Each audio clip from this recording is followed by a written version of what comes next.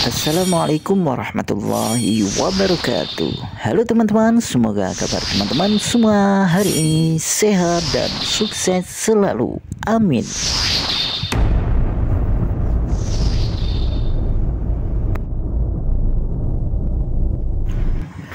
Baik teman-teman, di kesempatan hari ini kita sedang mengecek kulkas 2 pintu, dimana untuk keluhannya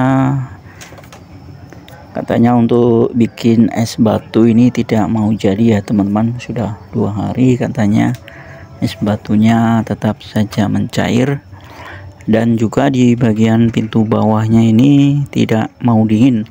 Jadi ketika dimasukkan sayuran, ini sayurannya cepat layu ya teman-teman.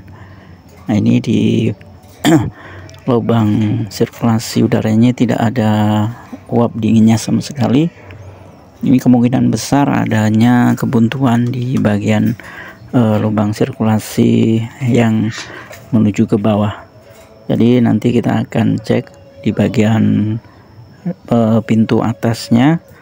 Mungkin ada satu komponen yang mengalami kerusakan sehingga kulkas ini tidak terjadi defrost atau penghancuran bunga salju. Jadi bunga salju itu menutupi bagian lubang atau sirkulasi lubang yang menuju ke bawah.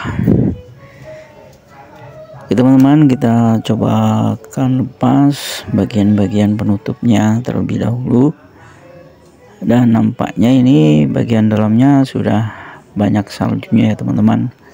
Sudah nampak terlihat saljunya. Ini otomatis busanya gabusnya ini lengket ya teman-teman. Jadi kita harus gunakan air agar tidak merusak bagian busanya gabusnya ini. Jika kita paksakan, nanti gabusnya ini atau busanya ini alias styrofoamnya ini akan mengalami kerusakan. Jadi kita harus menggunakan air ya teman-teman. Kita siramkan air terus menerus sampai benar-benar bunga saljunya ini rontok. Jadi nanti kita mudah untuk melepaskan bagian styrofoam ini.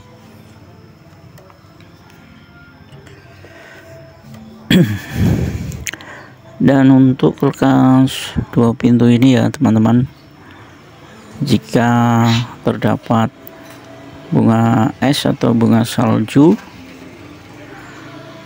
maka bisa dipastikan kulkasnya ini tidak normal. Berbeda dengan kulkas 1 pintu, jika mengeluarkan salju atau bunga es itu menandakan kulkas tersebut baik-baik saja. Berbeda dengan kulkas 2 pintu, jika timbul salju atau bunga es di bagian dalam pintu atasnya, maka otomatis kulkas tersebut mengalami kerusakan atau tidak normal. Oke teman-teman, sebelumnya ini dulu sudah pernah kita perbaiki, kurang lebih hampir 3 tahun yang lalu. Kulkas ini mengalami kerusakan yang sama seperti ini, dan kini kita kembali memperbaikinya. Mudah-mudahan kerusakannya tidak terlalu berat ya teman-teman. Oke teman-teman, sudah nampak bersih di bagian evaporatornya.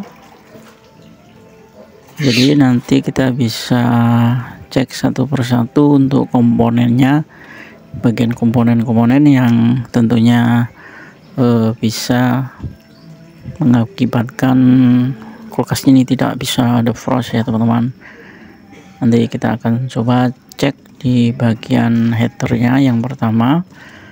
Yang kedua kita cek di bagian fuse-nya, Dan yang ketiga kita cek di bagian bimetalnya, dan yang terakhir kita cek di bagian timernya. Oke teman-teman, setelah kita melakukan pengecekan bagian-bagian komponen yang telah kita sebutkan tadi, ternyata yang mengalami kerusakan ialah di bagian bimetalnya ini teman-teman. Jadi kita langsung saja ganti untuk bimetal ini. Dan untuk bimetalnya tidak harus sama ya teman-teman. Jenis bimetal ini kan berbagai macam jenis, ada yang kotak, ada yang bulat, dan ada yang fuse-nya jadi satu dan ada fuse-nya terpisah. Jadi teman-teman tidak harus memasang dengan bimetal yang bentuknya sama dan tipenya sama. Teman-teman bisa pasang bimetal yang berbeda. Tentunya teman-teman harus paham tentang cara kerja bimetal ini. Oke teman-teman, ini kita sedang lakukan perakitan atau pemasangan bimetalnya. Ini walaupun bimetalnya fuse-nya jadi satu ya teman-teman, sama-sama jadi satu, tapi ini ada sedikit berbeda. Yang aslinya bawaannya sebelumnya ini antara fuse dan bimetal itu kabelnya terpisah sendiri-sendiri. Jadi jumlah kabelnya ada 4 macam. Dan untuk bimetal gantiannya ini bagian fuse-nya ada yang menyatu dengan bimetal, jadi kabelnya cuma ada 3.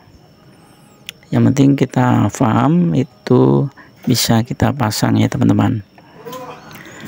Baik teman-teman, demikianlah cara mengatasi kulkas 2 pintu yang tidak mau dingin dan tidak bisa membuat es.